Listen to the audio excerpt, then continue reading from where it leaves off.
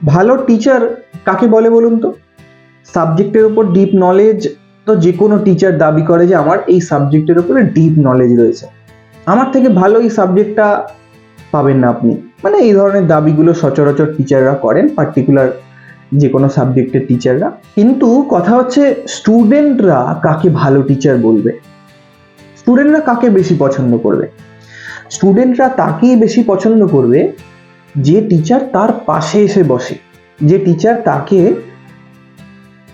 প্রিয় ছাত্র, সবাইকে প্রিয় ছাত্র হিসাবে দেখে, পাশে এসে বসে তার ভুলগুলোকে সঠিক করে দেয় এবং তার সাবজেক্টটার প্রতি ইন্টারেস্ট বাড়ানোর চেষ্টা করে।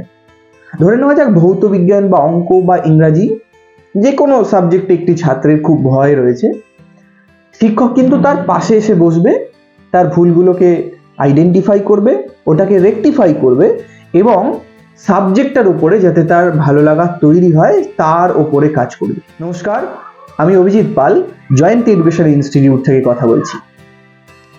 আমরা লাস্ট 5 বছরের বেশি সময় ধরে হাজার হাজার ছাত্র আমাদের এখান থেকে ক্লাস করছে এবং এই যে ভালো টিচারের একটা বললাম, ছাত্র শিক্ষক বন্ডিং, এটা খুব সুন্দর হওয়া দরকার, যেটা আমি মনে করি এখানে কিন্তু এটা মেনটেন করা হয়।